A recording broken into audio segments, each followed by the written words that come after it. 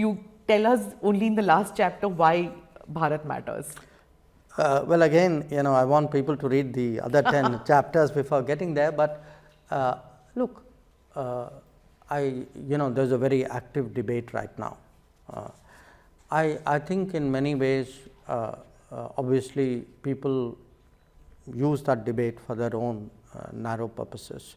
The fact is, to me, the term Bharat has a certain not just a cultural civilizational connotation, but also one of a certain confidence and identity, and and on what terms how you perceive yourself, and because that is my business, what are the terms you are offering to the world. So I don't this is not, to me, something which is a narrow political debate, or I would even say in that sense a historical cultural debate. It is a mindset, and the point I make is that if we are actually preparing seriously for the Amrit Kal, next 25 years, if we are talking of a Viksit Bharat, a developed Bharat, that can only happen if you are an Atmanirbhar Bharat. And to be Atmanirbhar, you have to be Bharat.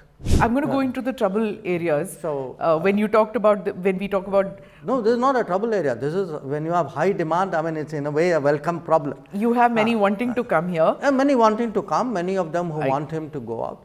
So, I would certainly say today, look, when we say Vishwamitra, just look, I give you the example. Vishwamitra feels nice. Vishwaguru seems threatening to many. I have used the word Vishwamitra, and to me, if you want to, one example of that is the G20. That at the G20, look, go back and look at it. 24 hours, not even 12 hours before the G20 declaration was finalized, there were people publicly predicting that we will fail. Okay, now I know some part of it was politically driven, put that aside. But the general expectation was, relations today are so polarized on the Ukraine issue. If the concerns of the global south have become so strong, and yet being contested in a way, or not being recognized duly by others.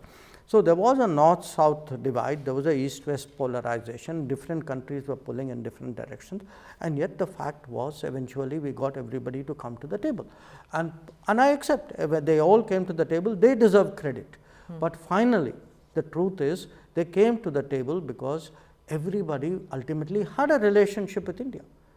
The other 19 countries said, yes, this matters for India.